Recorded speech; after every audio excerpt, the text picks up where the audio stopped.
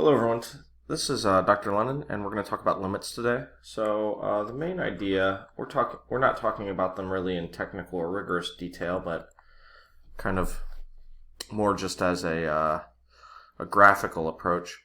But the main idea here is that the limit of a function is really more about where the function is going than where it actually is. So I can kind of explain that with a graph, but let's write that down. The limit of a function is about where the function approaches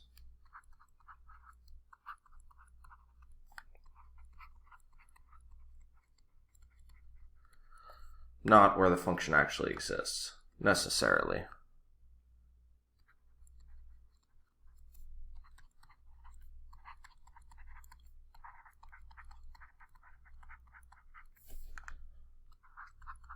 So what do I mean by that? Well, let's consider a continuous function with a removable jump discontinuity. So let's kind of try and be very specific. So let's say I have 1, 2, 3 here, and 2, 3, 4, 5 here. So let's put this first point. I'm going to draw an open dot here and a line. So basically the function has that single point removed, and but there's a closed dot directly above it here. So this is our graph f of x. So we can talk about both the value of the function at x equals 3 and also the limit at x equals 3. So those two things are going to be different in this example. So note that although f of 3 equals 5, meaning the y value of the function at x equals 3 is actually equal to 5, if you would look around that point where the function is headed towards, it looks like it's headed more towards the open dot than the closed dot. So the function does not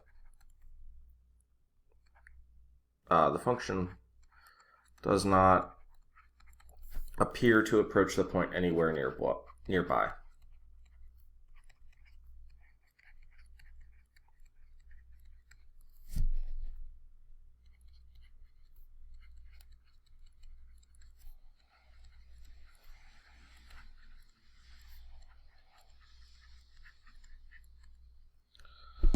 So the point it does appear to approach is 3, 1.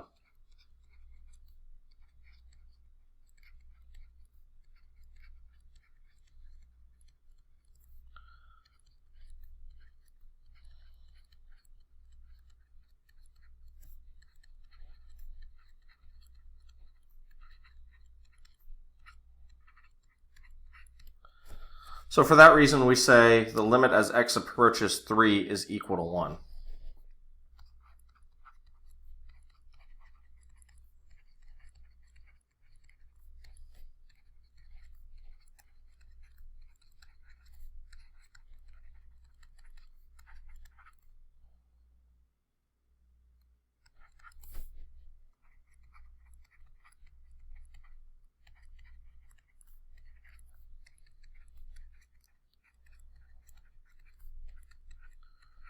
So we talk about approaching the limit using the x values, and the actual value of the limit will be a y value in our function.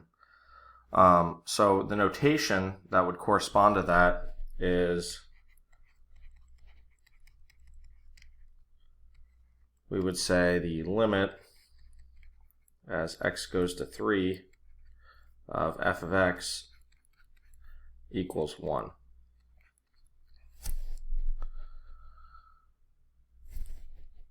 So for a lot of functions that you look at, you may not have these kind of subtleties that we just saw in the previous one with the jump discontinuity. So the ones I'm talking about there are continuous functions. So continuous functions, recall, the way you've probably had them defined previously for you is that the graph can be drawn without picking your pencil up off the paper. So that's an intuitive way of defining it. Technically, we're going to do it with a limit, but let's make that comment first and then write down that limit-based definition of continuous functions. So I'll say continuous functions represent an easy case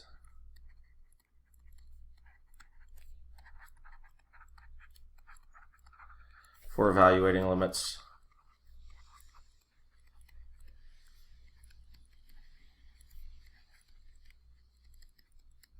because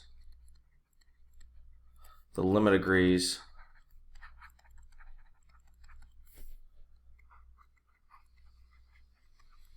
with just plugging in the values into the function.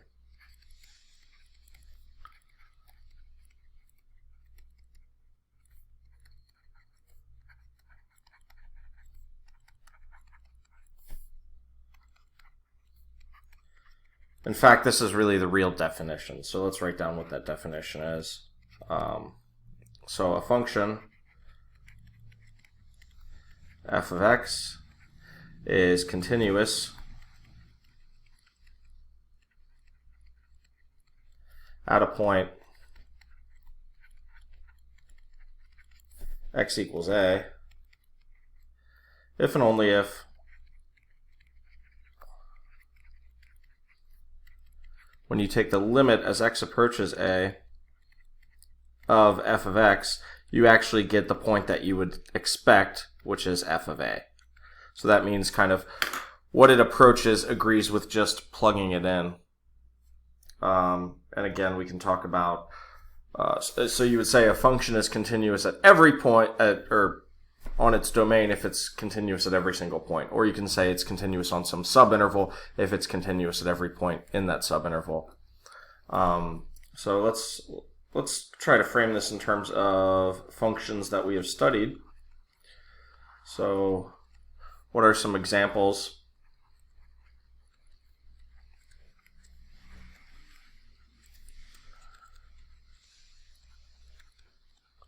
of functions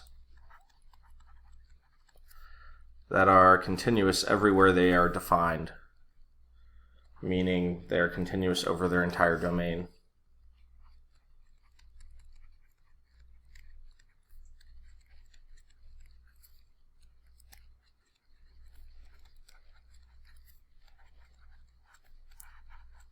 So you might pause the video and try and think about that yourself. Think about what examples of functions you can think of.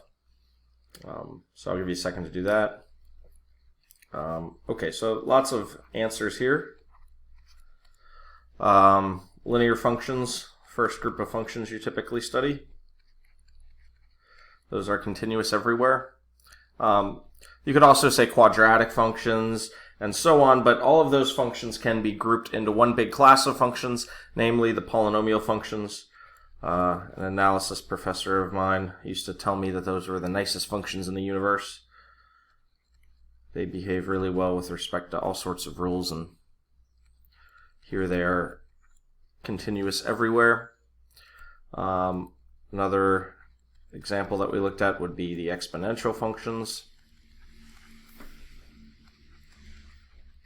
and also the logarithmic functions. So the logarithmic functions do not have a domain of all real numbers, but they're still defined. They're still continuous for where they are defined. And there are others. We don't talk about typically trig functions in applied classes, but some of the trig functions are also continuous everywhere they're defined. What about some that are not?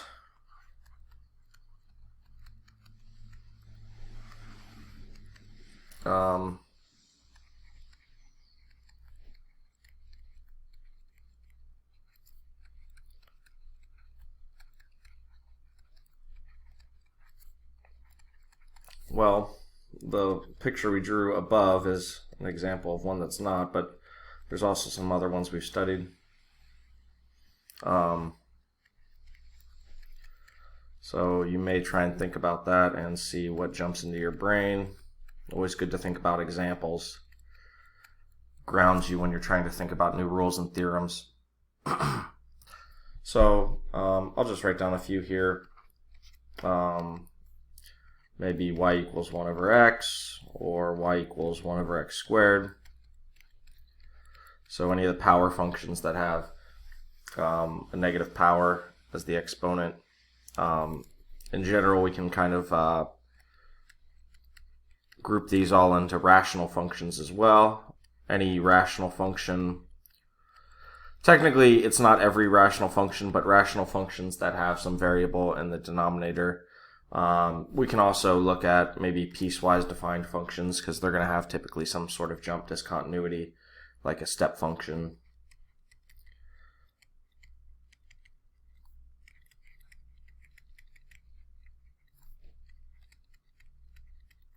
But anyway, those are just a few that come to mind. So let's go ahead and talk about the algebra of limits, how we can evaluate some of these things.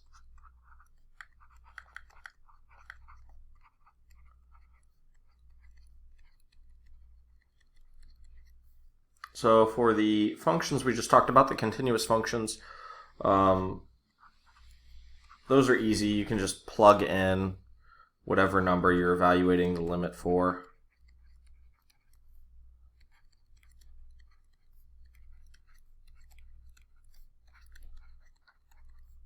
So basically for these we can just plug in the x value. However, for functions with more complicated behavior,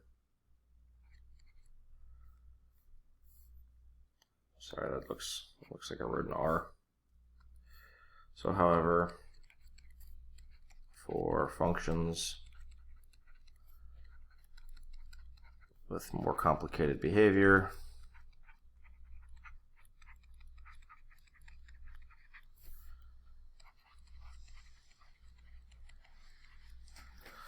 we have to use some algebraic trickery.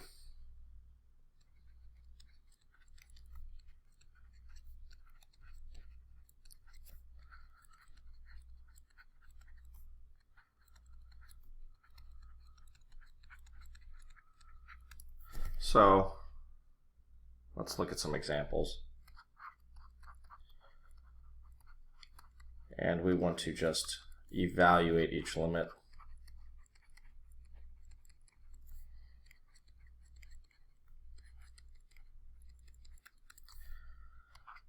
So let's look at the limit as x approaches -2, and the function is 4x squared plus x. Well, again, 4x squared plus x is just a polynomial, which means it's a continuous function, so we just plug in -2, and that will tell us our limit. So we have 4 times -2 squared plus -2, and this comes out to 16 minus 2, and that gives us our answer of 14. So that's what that limit will evaluate to. Let's go ahead and look at another one. Let's say part B. We're looking at the limit of a rational function. Let's say the limit as x approaches 2 of x squared plus x minus 6 divided by x minus 2. So now the issue here is if you try to plug in 2, you'll notice that the denominator will become 2 minus 2. So division by 0 is undefined. So we have to use some algebraic techniques to try to eliminate that problem. And what we're going to do is we're going to factor. And if we factor, maybe we'll be able to cancel that x minus 2. In this case, it will certainly work. So we have the limit as x approaches 2. And the top can be factored into x plus 3 times x minus 2 over x minus 2. And now the x minus 2 factors can be canceled. So we're just actually left with the limit as x approaches 2 of x plus 3. So we can replace 3 now with 2 since we don't have that problem anymore.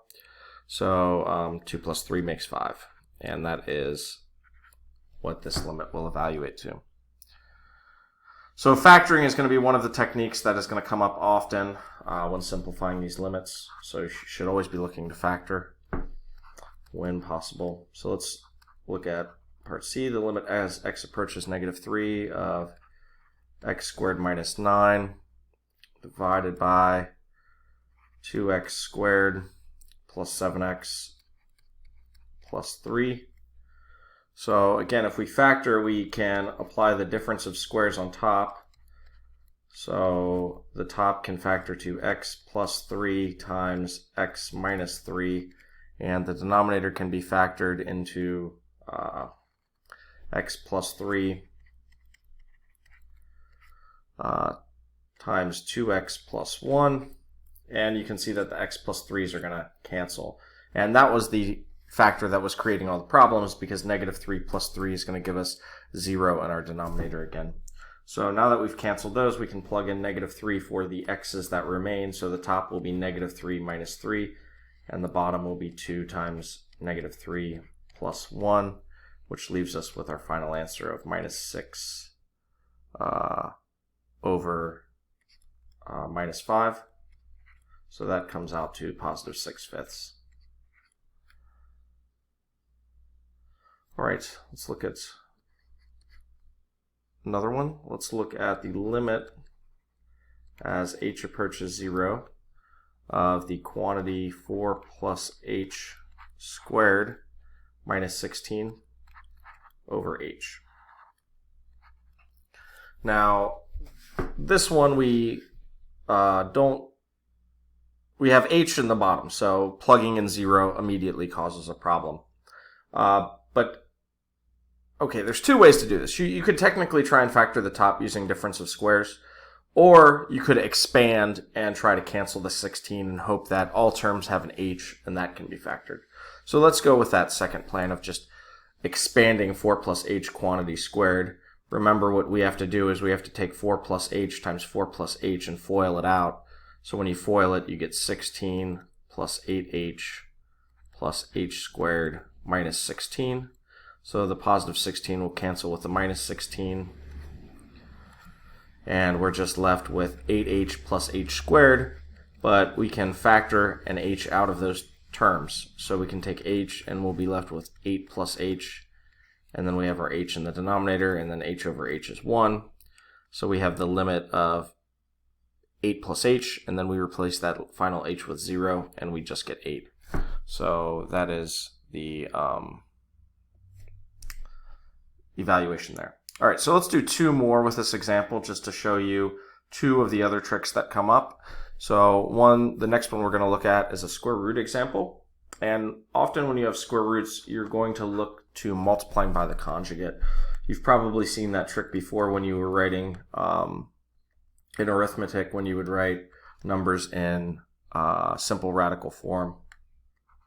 So let's look at the limit of the square root of 1 plus h minus 1 over h. Okay, so again, we have that h in the denominator causing problems, and we have a square root. So what we want to do, the trick here, is to multiply by the conjugate. So the conjugate is the square root of, it's the same exact term, but with a plus 1 in the middle. And we have to multiply by an expression that's value is equal to 1, so we multiply by the square root of 1 plus h plus 1 over the square root of 1 plus h plus 1. And then when you multiply the conjugate, right, if you multiply a plus b times a minus b, you're left with a squared minus b squared. So that's the same thing that's going to happen here. We'll end up with a limit as h goes to 0 of the square root of 1 plus h squared minus 1 squared. And then the bottom I'm just going to leave as h times the square root of 1 plus h plus 1.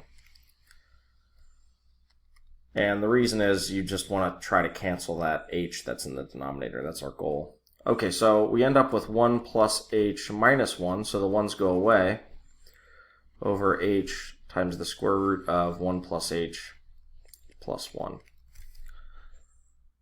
So now we are in a position where we can cancel that h. We're just left with the limit as h approaches 0 of h divided by h times the square root of 1 plus h plus 1. So these h's cancel, and you're just left with a 1 in the numerator. So we end up with 1 over the square root of 1 plus 0, which is 1 plus 1, which ultimately comes out to 1/2. So that's the final answer for part E. Part E evaluates to 1/2. So let's now look at one last example where we have complex fractions. So complex fractions, the trick is not surprising. We actually just want to get a common denominator. So this is the limit as x approaches -4. Let's say of 1 over 4 plus 1 over x divided by 4 plus x. So we want to get a common denominator for the fractions in the numerator. So essentially that's going to amount to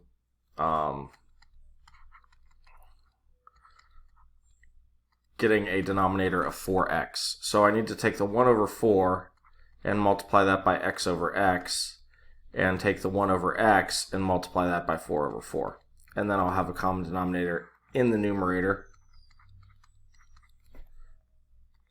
And so this limit now becomes x plus 4 over 4x divided by, okay, so the bottom I was writing as 4 plus x. Let's just write it as x plus 4. Again, the addition of terms is commutative, meaning you can switch their order. So remember, we can really think about this as two fractions, right? We have our x plus 4 over 4x times x plus 4 over 1. And when you divide fractions, you multiply by the reciprocal of the denominator. So this is really just going to become x plus 4 over 4x times 1 over x plus 4. And again, we've found a way to cancel out the problem term. So we now can plug in the -4. So we get 1 over 4 times -4, which is -1 over 16. And that's what the limit of part F evaluates to. Okay, so let's summarize the algebraic tricks we used in this section. So to summarize,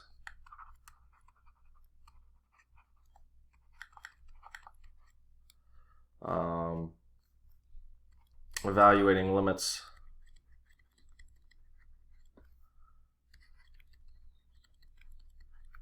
gave rise to three main tricks.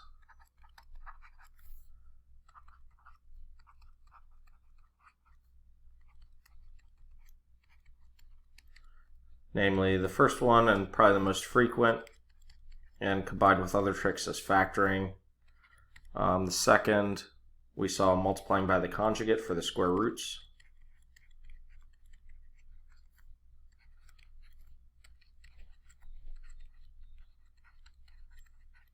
And then the last one, when we had fractions, a common denominator did the trick there.